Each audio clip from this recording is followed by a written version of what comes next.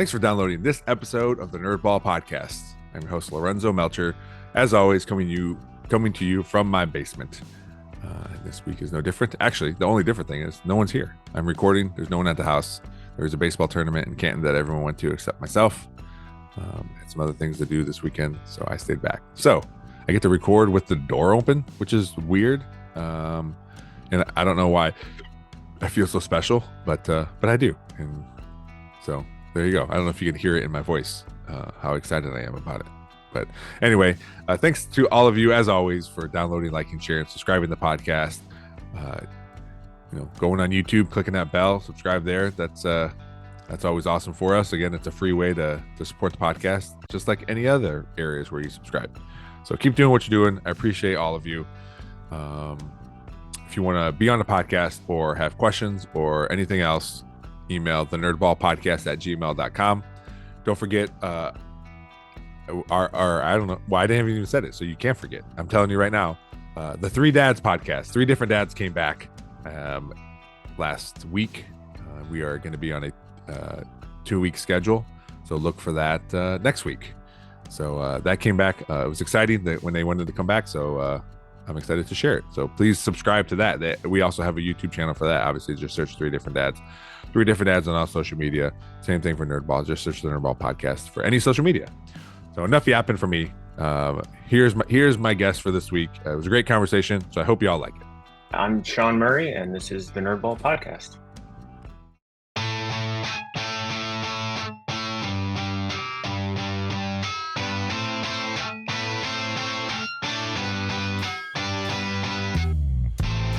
This is the Nerdball Podcast with Lorenzo Melcher. Awesome, Sean. Thanks for hopping on. As usual, I'm always late finding guests, and you were gracious enough to accept my less than 24-hour notice of being on the podcast. So thank you for that. No problem. Glad to be here.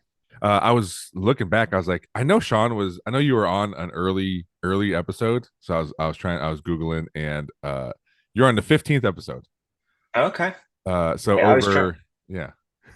trying to think because I remembered it was in December, and I remember it was, I think, was it December 2020 or 21? 2020.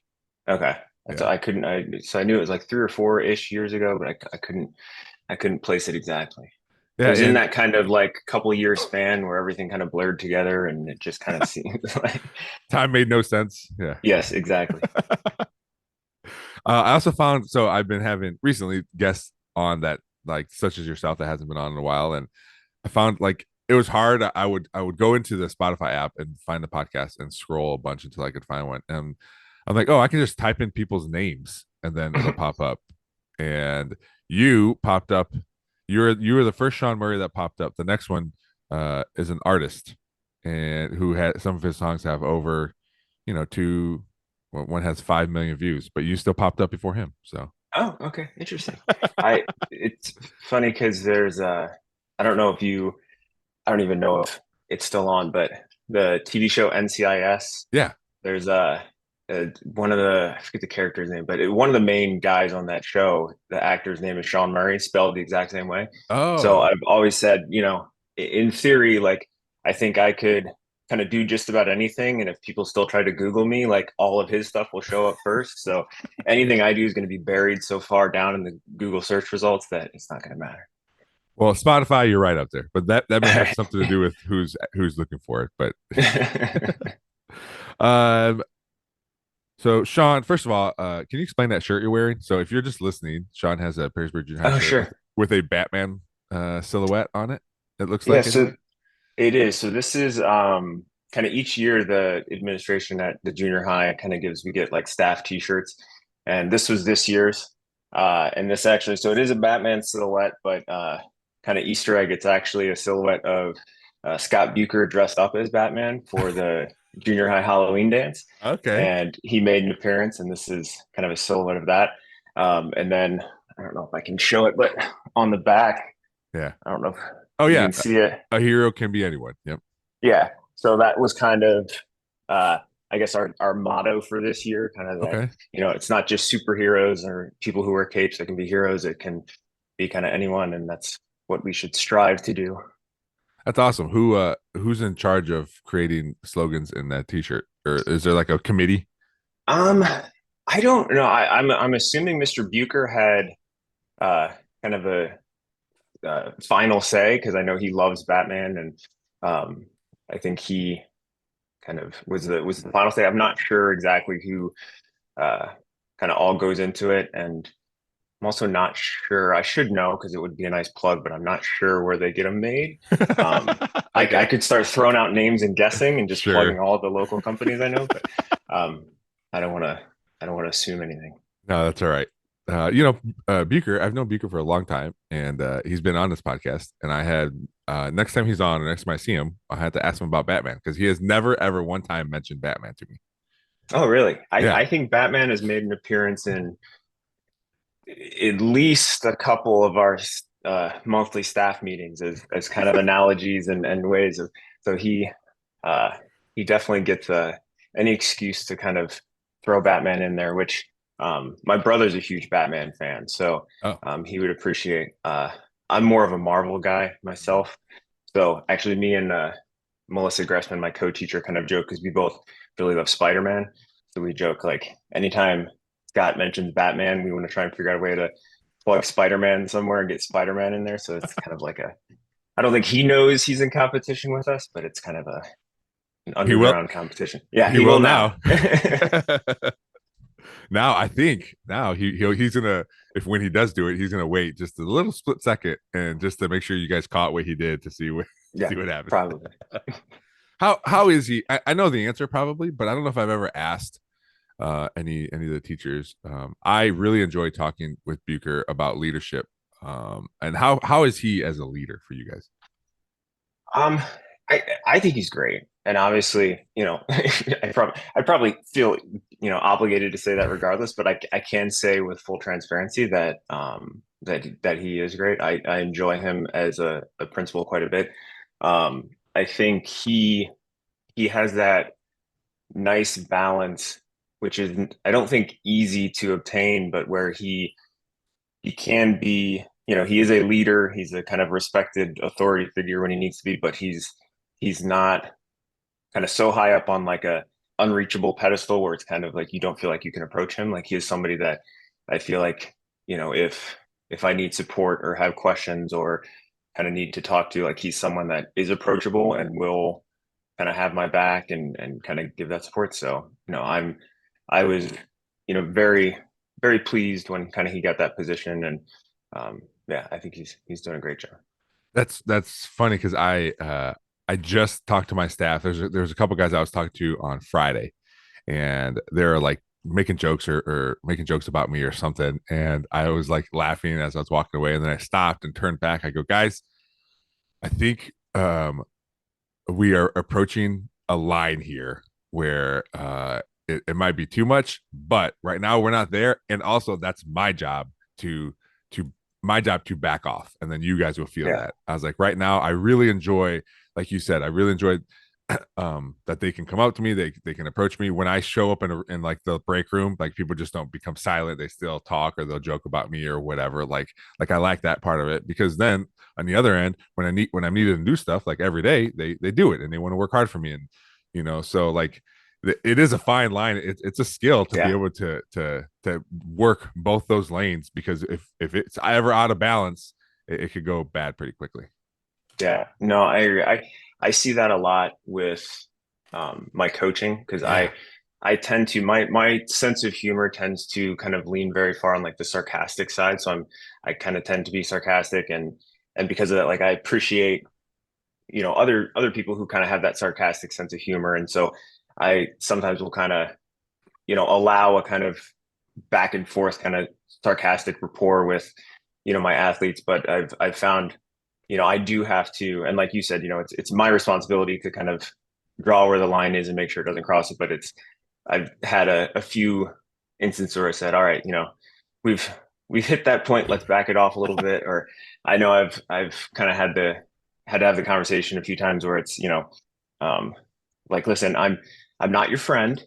Like we can be friendly, Yeah. but I'm Yeah. not your friend. I'm your coach. Like, and we gotta kind of, we can joke, we can stuff, but there's got to be that line, and we got to know kind of when we can joke and when we got to kind of be serious and all that. I do. I like that. I'm not your friend, but I can be friendly. I never heard that, but I like that. I'm gonna have to use that. Um, so Sean, what we didn't even get to the question I normally ask people. What's something you've been nerding out about lately? Something you're really into? Some sort of hobby? Uh, Something? What gets you so away? um, let's see. Well, honestly, I think the biggest thing recently, and I don't know if I guess you could say this is kind of nerding out, but I've recently started kind of and this is I know I'm super late to the game, and also kind of like this Hey, is that's right. I'm not kind of your typical, but I've been getting into Taylor Swift recently. Okay. Um, and it's funny because I jokingly said, I kind of started listening to Taylor Swift music and kind of trying to, be in the know in terms of what's going on, because so many of my students and athletes like really are kind of into Taylor Swift. And I was like, all right, this will give me, a conversation starter, something to talk about, something to kind of, get my foot in the door in terms of developing a rapport. And I should have known that I have a kind of addictive enough personality where, if something's catchy and kind of like has a, it's pop music, Yeah. like I'm gonna get into it. So it kind of, I didn't realize it was happening, but I know I was talking to people and I said, yeah, at some point I stopped listening to it and stopped kind of being into it as a way to get the foot in the door, and I actually started kind of enjoying it. Um, so yeah, I am a recently developed, I guess, Swiftie. Okay. Uh, and kind of with that, just recently towards the end of the school year, I started, and again, I know I'm late to the game, but I started making like the Oh, Swiftie nice. friendship bracelets. Yeah. So I started making those, and I have some that it says like runner era, like her eras too. So I started giving those to some of the athletes I coach, and just kind of, again, it's a fun way of kind of developing the rapport. But if I'm being honest, it's also like I'm enjoying it too. So Yeah. I So guess, yeah, at first it was research, yeah, and then it turned into like, you know what, this isn't bad, yeah, and you're right, because it is catchy. And my daughter's 9, and she really got into Taylor Swift. And luckily, I forget who I was talking to. I said, luckily the music is good because I have to yeah, listen to it a lot of the times. So yeah, yeah. so I I know the words to a lot of songs. I I enjoy it. Plus, So, I will be honest, it leads to some uh kind of funny reactions that I get enjoyment out of. Like I was towards the end of the school year, I was talking with some of my students while we were doing a unit, and they were talking about the new Taylor Swift album, and they were saying how they didn't like it and stuff. And I said, no, I don't think it's that bad. And I started kind of listing off some of the songs that I thought weren't that bad or I liked. And one girl kind of, I could see her kind of looking at me as I'm talking, and then when I stopped, she's just like, "Why do you know all of this?" And then one of the other girls jumped in and said, like, "Oh, Murray's a Swiftie." Like, so it's just kind of, I don't know. Even if I didn't enjoy it, those kinds of reactions, like I make me laugh enough that I would still probably do it. I'd force myself, but yeah, I get that reaction a lot from younger, either the football players or my staff that are younger than me, when I like talk about something. And what I noticed is my knowledge of things spans a lot of years, because of just myself and the yeah, stuff I was into. Then I was coaching, so whatever's like popular, I'm the kids talk about it. So yeah, I'm at least listening and wanting to figure out what's going on. And then I have kids too, so like the younger things. So when I'm coaching my daughter's softball team, and I just, and I say, and I'm like, "What's up, brother?" And they're like, look at me like, "What?" I'm like, guys, I know things too. Like I don't just yeah, live in a shell. Like all yeah, these things. But getting that reaction to me is hilarious, because yeah, they probably see me as like this 100-year-old man, and yeah. like, oh, okay. Well, and what I find, and I don't know if you get this ever too, but I think I'm so kind of engrossed in kind of that, like for me, kind of junior high school kind of just world, because of Mhm. working and coaching and teaching and all that, that sometimes I forget the stuff that I know because of that isn't necessarily in the kind of general adult community. So like I'll be in situations where, like, I was watching I think it was a TikTok, and it was the person said something about like like stop spilling the tea, like that doesn't slay, fam. And like everyone's like, uh, and everyone else is like, what are you talking about? I was like, wait, you don't know what that means? Like that's like, and it's just to it's like, yeah, that's I understood that perfectly. And it's just like, oh wait, I forgot. Most adults don't understand kind of slang that is like common day now, like skibbity riz and all, just this, like the ridiculous stuff that Yeah. to me it's just become normal, and it's just like, oh wait, yeah, that's not normal. Well, I would imagine that's why teachers are friends with other teachers because Yes. they understand everything and it's a little easier to hang out with them. And I'm sure you have friends who aren't teachers and it's also fun because you get to like talk about all these things or Yeah. or enlighten them on what's Yeah. happening. I feel like in a weird way, I'm bilingual and I can kind of help. It's like, oh, like you want me to? Sure, I can translate what that says. Oh, that's good. Yeah, it can be hard. Like I think that's another thing too because like sometimes kids are just like looking for adults consciously or subconsciously to like be entertained or be like just notice them or whatever, and then all these like small little things can lead to like maybe lead to bigger conversations or Mhm. just a safety, and to know like, hey, this person understands um a little bit understands us because of Yeah. of stupid words sometimes. Yeah. Yeah. uh how how was you just wrapped up a track season? I don't know, what, maybe 6 weeks ago. I can't remember now exactly. Yeah, But toward how? beginning, middle of May-ish. Okay, so how was your season this year? It was really good. It was Yeah. good. It's always, I don't know, I call myself kind of cautiously optimistic. So going into kind of any season, I never want to kind of make predictions or say, I kind of when asked, it's always like, I don't know, we'll see kind of how it's going to Mhm. go. And, knock on wood, I've been very kind of lucky and blessed these past, few years in that it always ends up going really well. But yeah, so this year so kind of for track, kind of I always say at the beginning of the season, our goals, um, kind of as a team, we always want to, win the NLL meet. And then kind of at the junior high level, the next kind of step after that is athletes kind of individually or relay teams qualifying for our junior high state meet. So I say, we want to get as many people kind of qualify for that as we can.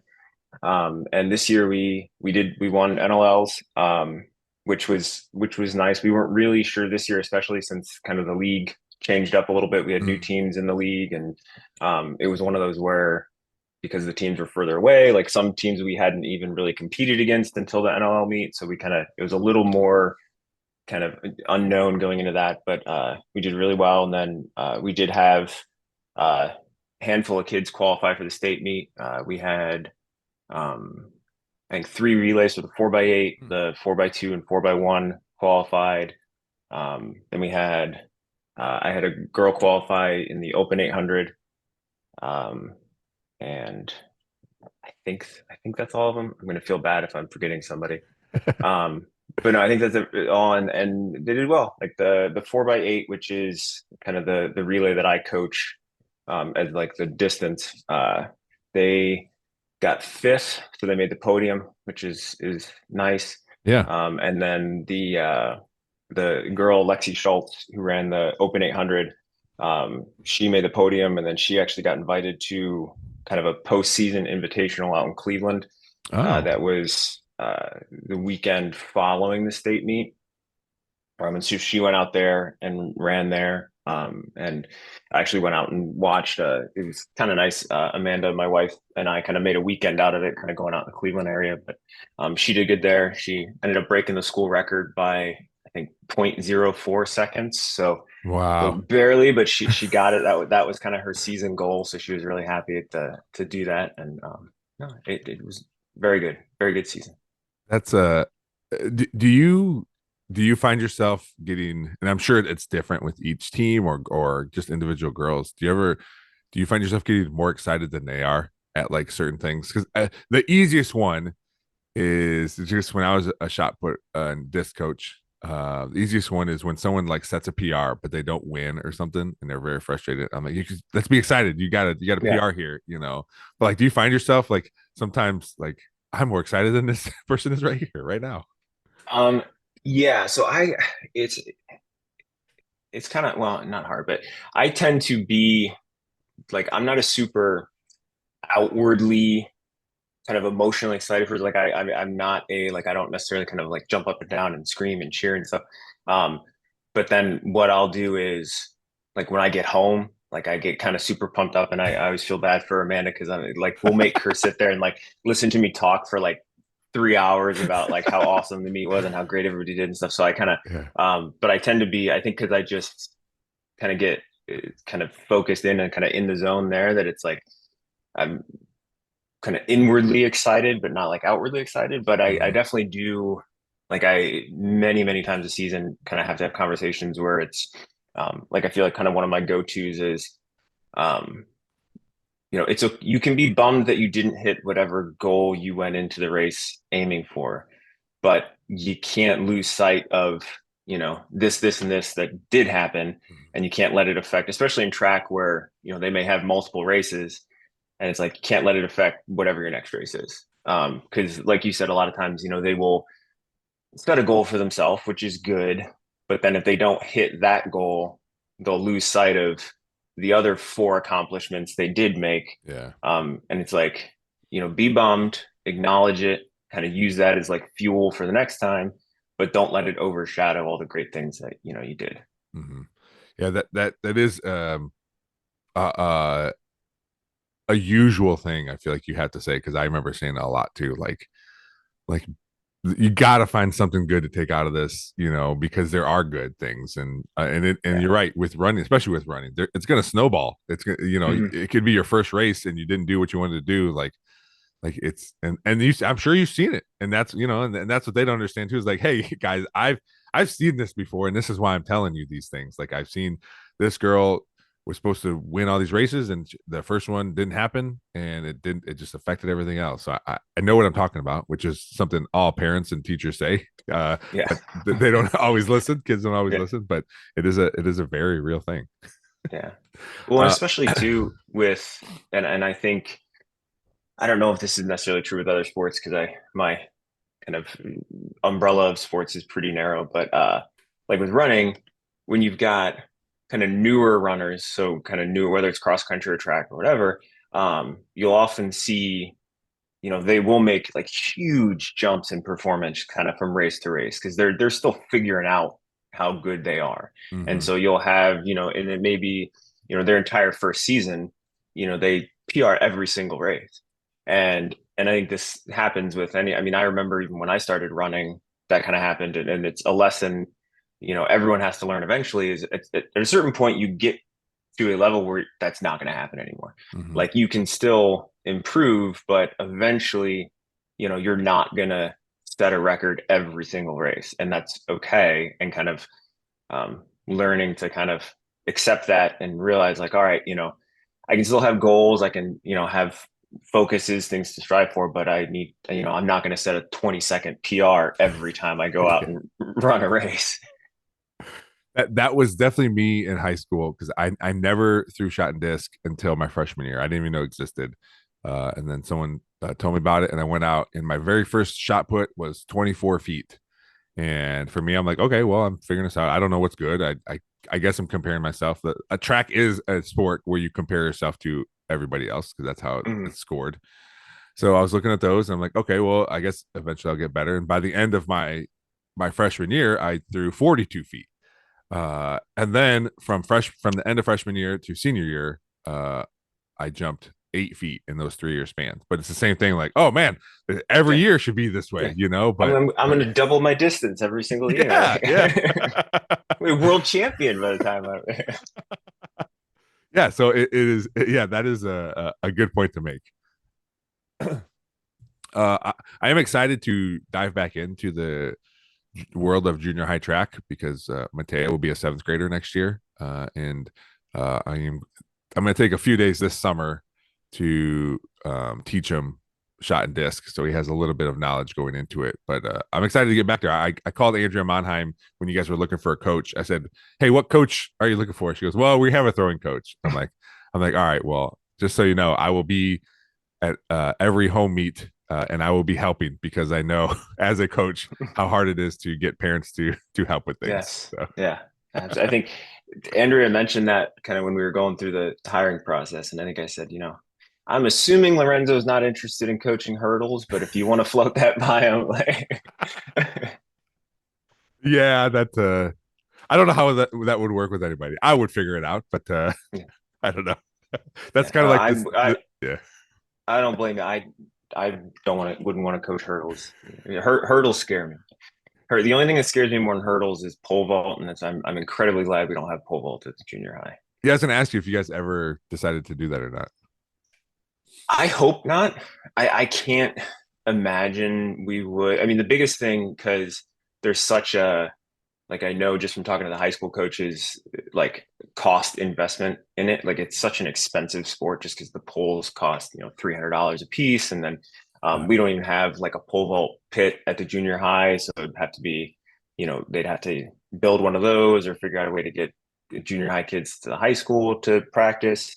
But it is something that this past year, kind of the conversation came up, I guess I would say, just because it previously had always been, it was like a league decision that, the NLL's, junior high level, we didn't do pole vault. So, none of the NLL schools did pole vault. We would occasionally go to an invitational that would have it, but, no one in the league did it. But again, with kind of the shuffling around and restructuring, now we've got, a couple of schools in the league that do pole vault at the junior high. Most of us still don't. And so I kind of asked Andrea, like, hey, how's that going to work now? Is it going to eventually be another like discussion? And she wasn't even sure. And I'm not sure what they're going to do because I feel like on the one hand, I can't imagine many of the schools that aren't doing it are going to want to start doing it. But at the same time, I doubt, the league can say you guys have to stop doing it because they've been doing it for years. So see, I'm not sure exactly what's going to happen there.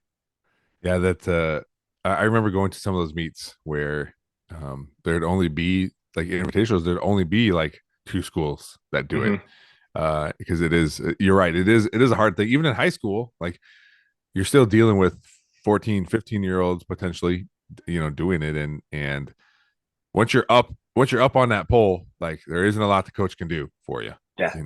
And it's I've luckily I've been around when I've been around track, I haven't seen anything terrible happen, but obviously that exists out there. Yeah. Did they get rid of the pole vault pit when they put in the new stands? I don't know. Because I there don't used to know be if one it there. was, I'm trying to think because I don't know if it's still there. And at one point there was you could see the remnants of the old one. Like you could see kind of where everything used to be. Mm.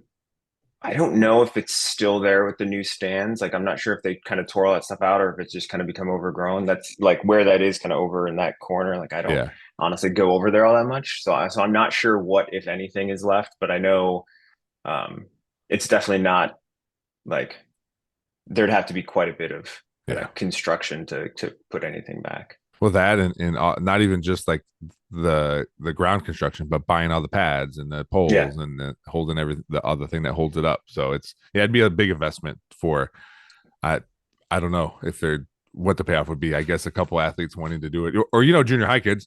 There's going to be like 50 of them that want to try it. Well, that was, I mean, that was what I said. Like I said, the other thing is if we offer pole vault, I said 90% of our athletes are going to want to do it because I mean I deal with anytime we would go to an invitational that had pole vault, half of the team would say, can we just go do it? Can we go do it? No, you can't go do pole vault. Like you'll kill yourself.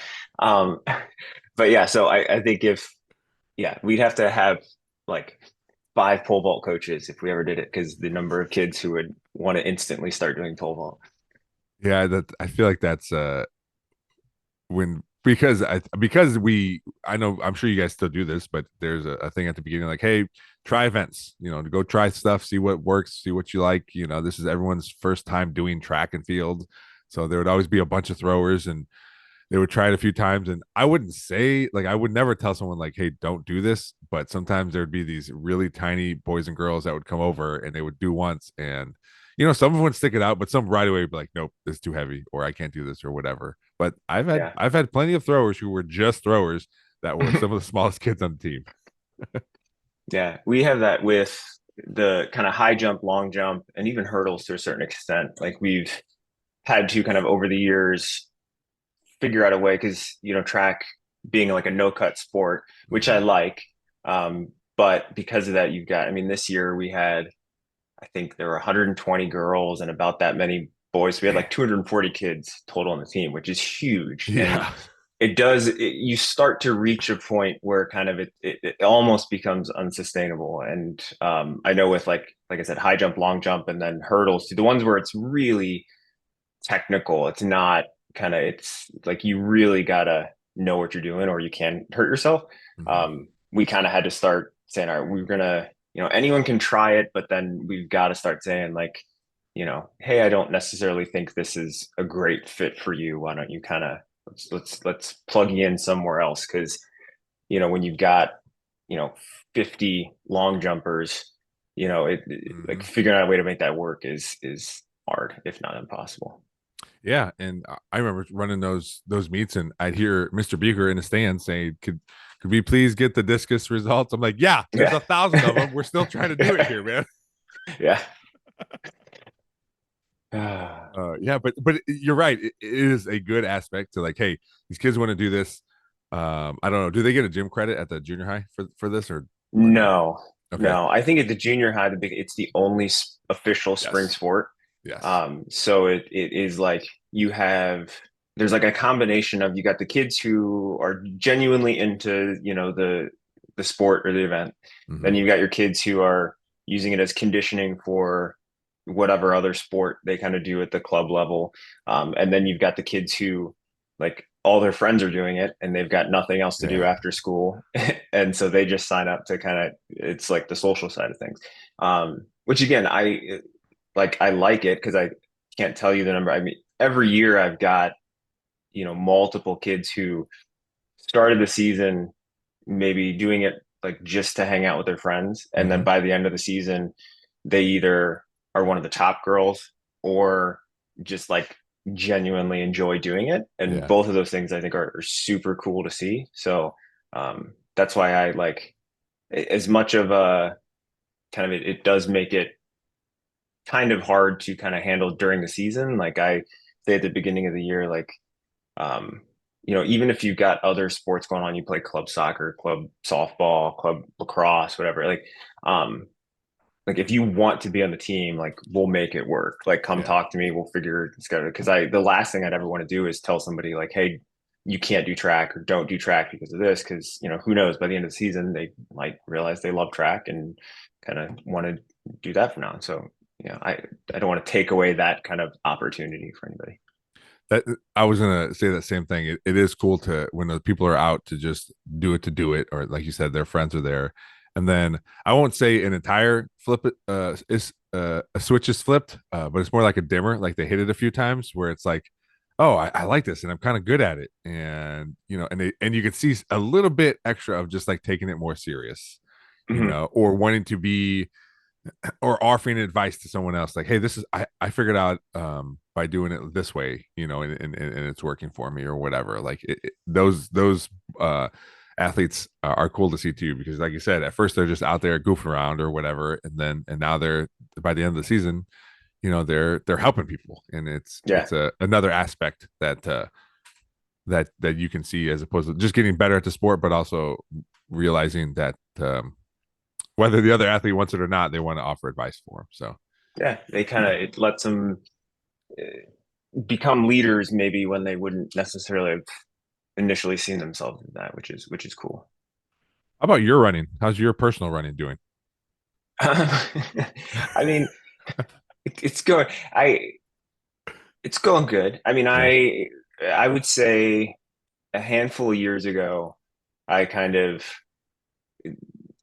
whether it was consciously or subconsciously, kind of just decided like, you know, I am prioritizing coaching over my own running, Hmm. and thankfully, um, in the sport of cross country and track, uh, I am able to run quite a bit with kind of the athletes. So, um, even now, like I'm still running more than probably an average person does. But definitely, like at some point, I was just talking to somebody the other day. I said, I don't even remember the last time I kind of trained for myself. Now it's more just me kind of doing as much as I can with kind of the team as possible during the season. Mhm. And then just even I would say if you'd asked me 3 or 4 years ago, I would have said like, oh, my goal is I need to be at least as fast as the fastest person on my team so that I Mhm. can kind of keep up with them. I'm not even there anymore. Thankfully, I'm going to like say, I think that's more because the girls that I coach are getting faster than I'm getting slower. But I've had to kind of come to terms with the fact that I'm not going to be as fast as even the fastest girls that I coach. But as long as I can keep up enough that I'm still able to kind of help them Yeah. improve, then I'm good with that. And um, but yeah, I mean I still do the occasional race, but it's more if a group of girls are that I coach are doing the race and they want someone to pace them, or like I would much rather do that. Like But still I'd coaching. much yeah, yeah. Yeah. Um which I'm okay with. I still have, eventually, you know, I still say someday I'd like to kind of train and do like a full marathon. I don't know when that'll be, but Have you yeah. done one before? I've not. I've done Okay.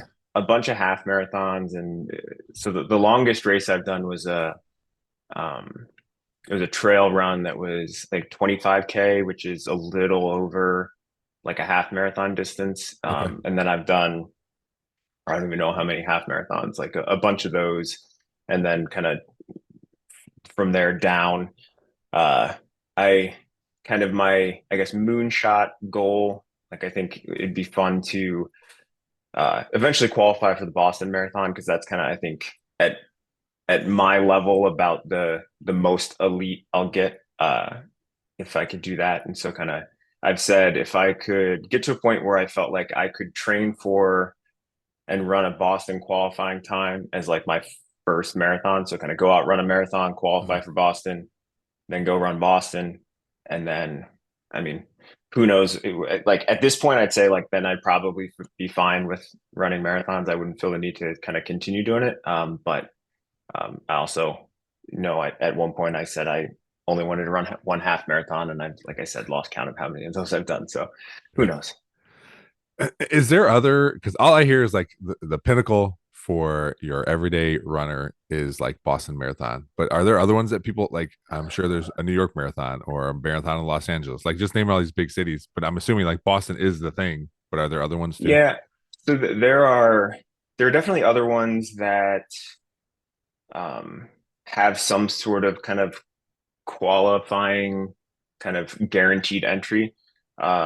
Like there's like you said, kind of New York, Chicago, LA, like there's those big ones that you can get a guaranteed entry from qualifying, but then they also have kind of lottery entries. Mm. Boston's, I think, one of those where really the only way for kind of your average person to kind of get in is to qualify. The other way is if you have a charity or kind of corporations or organizations kind of can get kind of entry bibs and kind of you can get it that way, but it's one of those where for the most part if you are running Boston it's because kind of you earned it, you kind of ran that Uh-huh. qualifying time, which I think is probably why it's at least for me that's why kind of that's a goal is because I kind of want to do it that way. Yeah. I you know I say unfortunately but it's not really unfortunately. I know I'm surrounded enough by with enough very talented runners that I have known multiple people who kind of their Boston is like the Olympic trials. So they Mm. have, their goal has been to qualify for the Olympic trials and run the Olympic trials. So I've seen people do that, which is kind of, I think, kind of the next step above Boston. I know there's no way I'm ever going to ever get anywhere close to that. So for me, Boston is kind of the glass ceiling, I guess, of what I hope to accomplish. Yeah, I asked about your running because I noticed in the back the two two boxes, which I'm assuming had shoes in them at one point if they don't now. But They They do actually. One of them. Well, let me see if I can grab them real quick. Uh, I think this is yeah. So these actually, I saw the high school coaches. They were on clearance for like $60, but they're Oh, nice. Nike Pegasus. That I saw them, and I assumed they because like with Nike, you can do like custom, Yeah. like build your own shoes. And I assumed they did them that way. And I kind of commented, and they're like, "Oh no, we got them. They're like on clearance." So I ordered two pairs. That's why they're $2 because it's like perfect match for Yeah. Perrysburg colors. So I was like, "Ah, that's my new like cross country and track meet shoe." I always try to find a good football game day shoe. I've been the ones I've been using have been using for 2 years now, so I need to buy a new one. And usually that shoe just ends up being my nice tennis shoe that I wear everywhere. So I they last long because I don't wear them all the time. Yeah, But I also need before like Mateo was just like, hey, I like the shoe because of the way it looks. Now for me, it's like, well, it looks okay, but also what's more important is can I try it on and I want to walk around, see how it feels, see how it makes my yeah, legs feel. Like yeah, so I always end up at Dave's buying shoes because they have wide shoes and they have comfortable shoes for me. So yeah. It is. I mean, especially with running shoes, it's one of those where like because I remember back when I used to kind of work part time at Dave's, it was how many times I'd have to kind of say could someone come in and say like, all right, I want this shoe because my friend told me about it and they uh, love it. And it's like, all right, that's great. Like, let's try it on though, because mhm. unless, you have literally identical feet to your friend, like what feels great for them might not feel great for you. It's such a kind of personalized thing that, yeah, you gotta try them on and feel it. Cause otherwise, yeah, I mean, who knows? Yeah, it's not a one size fits all here. Like you're gonna end up with 1,000 blisters if Yeah. if you're just doing that. Um, do you find since we're talking about shoes, do you find our junior high kids like? Do you notice them into shoes, or do they talk about shoes, or I don't know if that's any conversations you have ever heard. And the only reason I Um, ask is because Mateo has been wanting a pair of shoes, and like we can't find the one he likes the best. So Andrea ended up just getting him the same pair he had already, just obviously just new. But I just don't know like how prevalent that is. yeah, I think like what I see is there tends to be kind of like every couple of years, every year, like there's one specific shoe that's kind of like the big shoe. Like recently, and I don't know if maybe it's changed. It's shown I'm not quite up to date, but like the Nike Blazers, like Mm, for a while there, like everybody had a pair of Blazers, and so kind of there's that. I don't necessarily mm, see people like it's not a topic of conversation kind of, but it's just one of those where if you look down you see you know the same pair of shoes on the vast majority of junior high kids, which makes it really easy when we do kind of spirit week and it's like teacher student swap week. It makes it easy for us teachers to kind of dress up as students because they all wear like identical outfits. yeah. um, but I don't necessarily know if kind of like a sneakerhead, like being a sneakerhead is a Mm, big thing. I know because in my classroom, I just because of coaching, like I'll have 5 or 6 pairs of shoes kind of in my room, and like kids will comment like, "Why do you have so many shoes?" So I think kind of from that standpoint, it's I don't think they collect them or have it's not like a big deal. I think it's more of a um, either a functional thing and when it comes to like the running, or it's just there's this one shoe that everybody wants and then they're fine until the next shoe comes out. And yep. But yeah, we had that with Mateo wanted this Crocs came out. They were Shrek Crocs. And so Andrea found them and bought them, and then he was the first one in his group of friends, or maybe in the school to have them. So he would wear them to school all the time, and then a couple other friends got them. So he had these stupid Croc shoes where they were green. They looked dirty. I'm like, they look dirty, but it's just because it's like a swamp shoe, so it yeah. came that way. And Like then the pre-ripped jeans, like yeah, and then the little flap. I don't know what it's called, but the little flap on the back was like it was brown with like some fluffy fabric or whatever. And then you know how you could put like charms in your Mhm. Crocs. So it had those, but it was 2 ears and then a big nose that went on it. That's great. But he loved. I mean, he still wears them. The charms always came off, so he would always come home from school and there'd be like one or two, an ear and a nose or something just in his backpack. So we always had to put it back on. But yeah, they're that was the thing for him for a while, and then now he just wears them to like to do something outside real quick or to go to baseball and then change it in his cleats or something. But Yeah, I I would just I say thought it was funny. Crocs are still pretty big. I actually Yeah. just on Friday, because last week was the first week of River Runners, which is like our summer running kind of program. I had a girl come up to me kind of at the start and she said, Murray, you don't have an extra pair of running shoes, do you? And I looked down and she's wearing like white Crocs. And I was like, no. And she's like, oh, she's like, I left my shoes at home. And it's like, how do you like it's literally the one thing you needed. And so thankfully her mom dropped him off. But her friends were trying to convince her that she could put them in sport mode, which is where you flip Yeah. that thing back and she could run in that. I said, let's see if your mom can drop shoes off before we start like thinking about that. So How can you um imagine the blisters if you're because those things slide around so much? yeah, Oh, it would be, and they do, I will say, because I've seen like there have been people, and I'm not sure why, but like you see someone set like the world record in like a marathon wearing Crocs, or you'll see places because a lot of times kind of towards the end of track season, schools will do kind of like wacky races where they'll do, like the jean shorts mile or something like that, but okay. they'll like the Crocs 400 or Crocs 800 is a thing that's often done. And yeah, I would not want to do it. No. Like you said, for the blisters especially, but yeah, it's people do it. I Crocs are very comfortable. I'll put Mateo's on from time to time. His feet are just a little bit smaller than mine, but they're comfortable. And then my father-in-law has some too. So if I like if I'm over there and I need to grab something outside, he has like three pairs. So I'll slip one on and go out there. And I almost bought myself a pair because I'm into Pokemon. They partnered with Pokemon and had a Pikachu croc. And I was like, well, it's black and yellow. Like I can wear them around, I can wear them to a football game and change my shoes there or whatever. And I just couldn't do it. It was a little too flashy. I'm not a real big Yeah. flashy guy. Even my shirts are like the logo needs to be this size or whatever. And I couldn't do it. I keep telling Andrew I want a pair of Crocs, but I don't know. Just can't do it. Do Yeah. you own I any? Not currently, though Okay. I may have to look up the Pikachu ones because I love Pokemon and could see myself getting those. But no, I had a pair. So actually, when Amanda and I were on our honeymoon, so this is I don't know, it was 2007, however many years ago that was. Hmm. I bought a pair while we were down there. We were down in Alabama, Okay. and they were great. I love them. They're super comfy.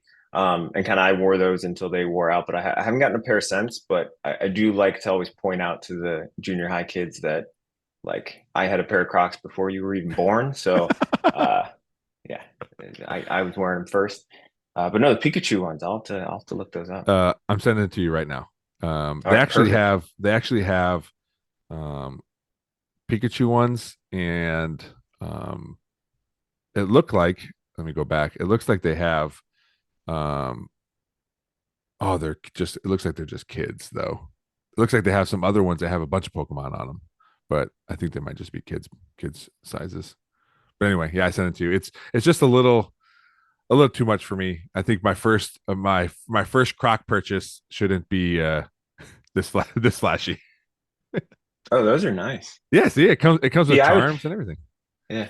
See, I'm not a flashy extroverted person at all, unless again, kind of going back to if wearing something like that can get a reaction out of the kids that I coach, especially if like they're embarrassed by it, like I will do it 100%. Like I feel like it's one because I don't have kids, but I feel like I can relate to kind of when I see parents who like embarrassing their Yeah, kids. Like I relate to that. Like if anything I can do, like if what I'm doing embarrasses a kid that I'm coaching, as long as it's obviously kind of in a fun way, yeah, like I said, even if I didn't enjoy this, like your reaction alone is making me want to continue to do this. Like Yeah. So I've said that no, to people. I've said that to people before. Where I'm like, I don't enjoy this at all. But you being embarrassed or you being X emotion like that, that's what gets me. Like this, yeah, I would never do this ever. But because of this sole yeah, reason is why I do this thing. yeah. I don't know if we ever talked about it. Because I wasn't super into it. It was a kind of a COVID thing that got me into Pokemon again. But you like Pokemon? Like, what do you like? Games, cards? Like, what do you like about it? I played the games kind of back when they originally came out, like the Game Boy Mm-hmm. games. And then I also, when I was in high school, watched like the animated series, like the Yeah. Pokemon TV show. Then I kind of like I would say kind of it fell by the wayside for a while. And then during I think it was during kind of the first lockdown, I bought like a Nintendo Switch. That was one of the things I kind of got to just, occupy time. And Yeah. so I started playing some of the newer games on the Switch. And then most recently, just because I don't think you're not an iPhone person, right? You got like an Mm, Android. yeah. But on like the Don't iPhone, I don't just like the way you said that though. well, I should say like you just sent me something. It was a green bubble, which, kind of Okay. um but no, so just very recently, and this is something like I'll give, Android credit because this has been around for Android for a while, but iPhone just like game emulators kind of just were Huh. allowed kind of on the iPhone. So just recently I started finding like the old The classic Pokemon ones. Yeah. games, yeah, that I could Yeah. play on my iPhone. And then the other thing, and I didn't even know this was a thing until kind of just recently, but people have gone back and basically made brand new Pokemon games using like the old games as kind of like a basis, but they've like added, totally different stories and characters and Oh. everything. So playing those, but it's still, Game Boy Advance level graphics, but Yeah. totally new stuff. And so yeah, those are fun, especially because they're games that, especially when it's on your phone, you can pick up and play for 5 minutes here and there, and it's not like a multi-hour investment kind of thing. Hmm. But no, they're fun. I like it. I don't know if I would have got back into Pokemon if Mateo didn't like it. But that was a big thing for us. But yeah, he would get all the games on his Switch.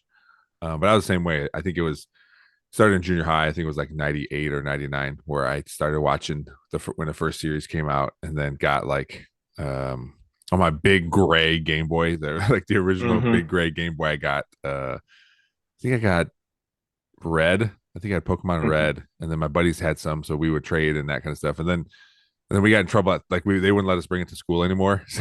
So we just had to do it at home. But yeah, it's a same thing though. Like eventually I just stopped doing it and then picked it up again when I had kids and they got into it. And um I had to tell him, and I think I probably said it on the podcast before to someone else, but I had to tell Mateo like, hey, I'm gonna keep doing these things because like I enjoy Pokemon and I enjoy doing it with you. But at some point, if you don't want to do it anymore, like you can tell me. Like it's fine. Like I do it because I like it. Even if you tell me I don't want to do it anymore, I'm still gonna buy cards because it's fun. And he doesn't know, but I'll buy cards whenever new sets come out. I'll buy a box and then I'll buy a couple packs so he can open them. But I have a bunch of cards that he has no idea that I have, like in wrapped boxes that will be his in 20 years or whatever if he wants them. But I just have them to if they can get money off them later. If they want to sell them, they can. If not, they're here and they can do whatever with them. But at some point, Mateo will find them. Like, wait, we could have been having more fun when I was 12.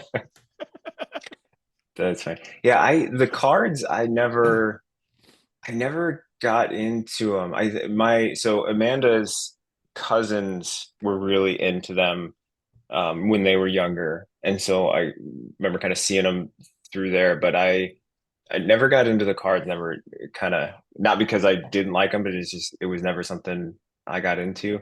Mhm. Really, the only card based, I guess, kind of game like that I ever played was, way back in the day, like the Magic the Gathering. I don't know Yeah, if you yeah.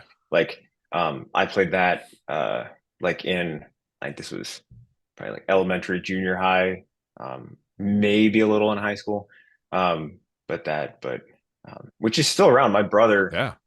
still plays it. I think every like Wednesday night, him and his friends have like it's like their he calls it their magic night, which I always think is funny because it's like it could be taken any number of ways. It's just like if you don't know that they're playing Magic the Gathering, but um, no, that's like yeah. I at one point I had a big collection of like Magic cards, but that's been decades at this point. Sure. Do you still have them?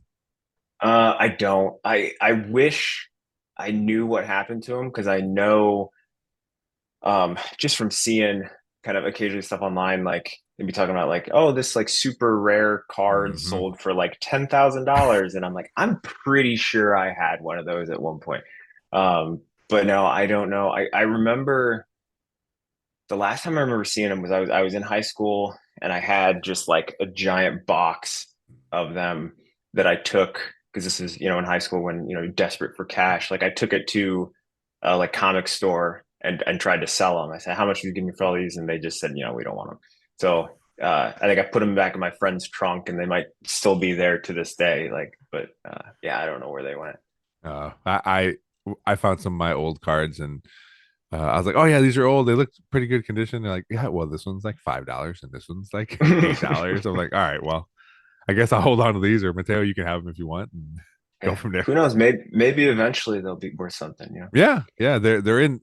I never got anything graded at the time when grading was very popular. It was very expensive to do, also. So at some point, I'll probably grade some of them and have them in these nice hard cases with their grading on them. But um, again, that Mateo always asked to do that. Like he wants to grade all these cards. We've opened a lot of cards, and I was like, but it's so expensive to grade these things. Like I just at one point, maybe we will, or maybe you could pick five, and that'll be like a birthday present. Like pick five of them, we'll send them out and see what happens. But at one time, they were taking like I don't know over like 18 months to get your cards back. I'm like, man, Really? you forget about them, and then they come in the mail like, oh Yeah. yeah, I forgot I did that. I guess I didn't even know that was. I mean, I knew like cards were great, but I didn't know what the process was. So there's like, is it companies Mm-hmm. will grade them for you? And is it like, is there one company that does it, or is it So like, there used to be a main one, and then other. Now I think there's four that do it. So you just send your cards in, and they look at everything. They look at the edges, they look at centering, they look, obviously for damage and that kind of stuff. And yeah, I believe there. I know there's three, but I think there's possibly four that do it. and it's just they're like universally kind of recognized as the reputable.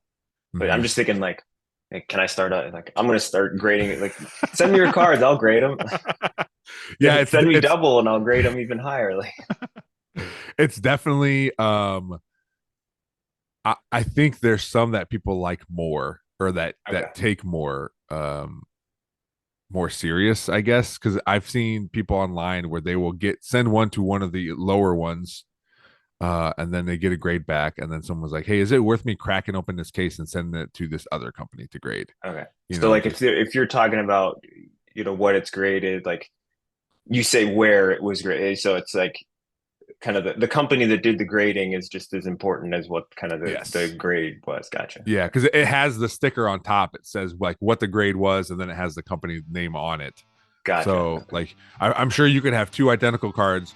Let's say they're both gem mint 10, and then depending on who did them, it might sway the price a little bit. Yeah, but that's down the road for us. So when that happens, maybe we'll I can show you, because it is a cool thing. It is a cool thing to see, because I've seen you go to card shops and they have them. You can buy graded cards, Yeah. but it's not as fun when it's not your own card. Yeah. So, but well, Sean, I appreciate you again coming on in less than 24-hour notice. I always enjoy talking to you. Hopefully next time it won't be over 200 episodes when you come back on again. So, Yeah, but I know you're always busy with in the fall and spring. So I do appreciate you making time for me and coming on the podcast. No problem. I was happy to be here. Glad you invited me. Yeah. Yeah, and now I learned all this stuff about Scott Buker and Batman. That we're going on. We are going on vacation together in a couple weeks.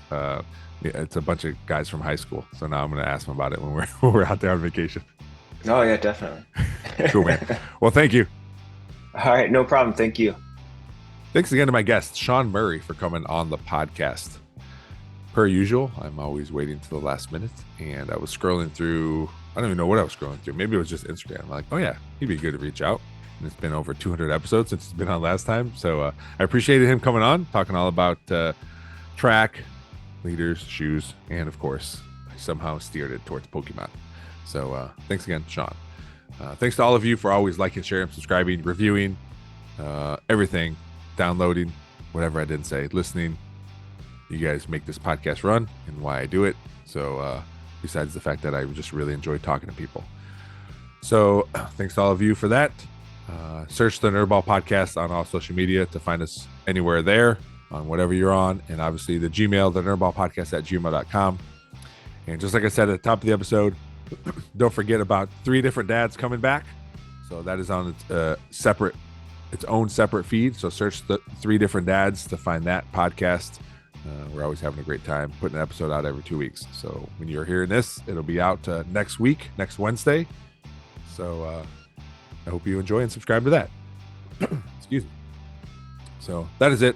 That is the news for this podcast. Thanks as always to Real JP Multimedia, Cuttlefish Graphics, Big Daddy Graphics, and Perrysburg Junior High STEM Lab for always helping out the podcast. Thanks for listening. We'll see you next time.